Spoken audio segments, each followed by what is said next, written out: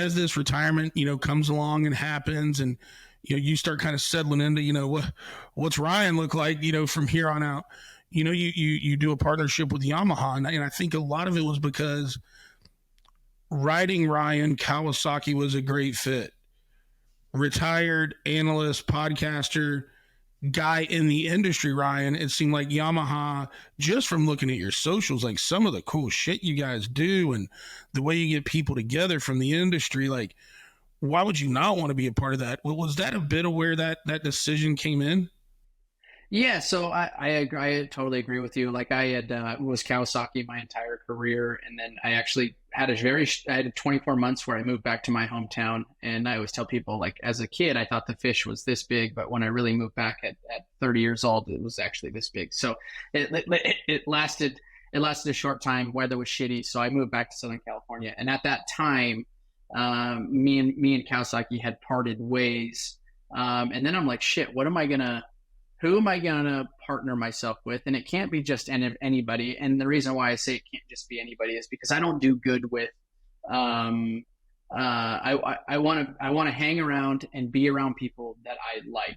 And it's not just, look, I have money in the bank, so I have the opportunity to make this decision and make the proper decision, because I don't have to do something based on revenue, based on what I need, because I have enough. Right. So now I was kind of looking around, and I actually rode Yamaha, and I was a Yamaha athlete early on in my, 7 through 11, I was actually a Yamaha guy.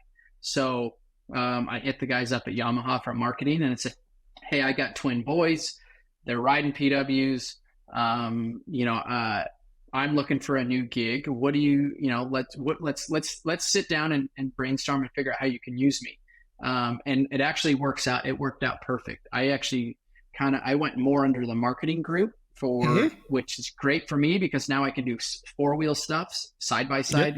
The R-Max that Yamaha has is awesome. The Tanneray 700, obviously all the street applications that they have, and let alone, some of the best, dirt bike 450, 250 motorcycles. And that's in my wheelhouse right there. So we've been partnered now for, I think, coming up on 6 years. That's awesome.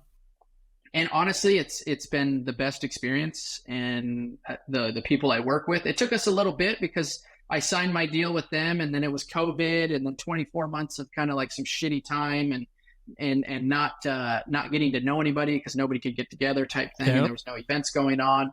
And then by year 3, we started kind of hitting our stride, and now it's just, I did a Yamaha event the other day, 2 weeks ago up at Glen Helen. And we had a Q&A, and a kid had asked me, like, well, what was the transition to Yamaha, and asked me, that. And I'm like, honestly, I was like, this is like family. Like, this is what we do now, and the relationship I've built with them is I couldn't ask for more, is what I said, and it truly is. Like, I honestly believe that this is where, they have everything that I like to do.